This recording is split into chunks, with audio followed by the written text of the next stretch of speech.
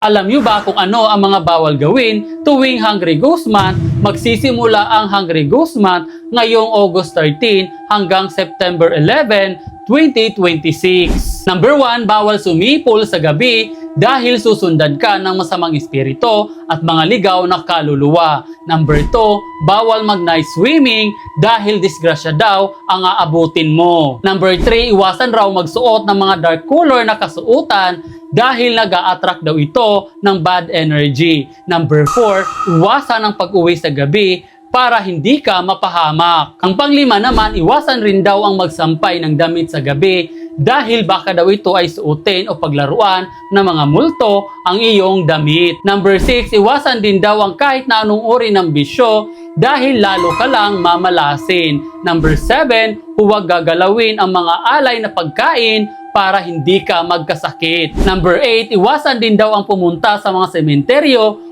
o sa ibang lugar na may mataas na bad energy. Number 9, huwag ka raw magta-travel dahil hindi daw ito maganda. Ang pang number 10 naman, iwasan ang pagpapakasal, lalo na ang lumipat sa bagong bahay at pagtatayo ng bagong negosyo dahil baka negative lang daw ang maging resulta nito. Ito ay mga kasabihan lamang na sa inyo na kung maniniwala kayo o hindi. Sabi nga nila, prevention is better than cure. Ano sa tingin nyo? Naniniwala ba kayo tungkol dito?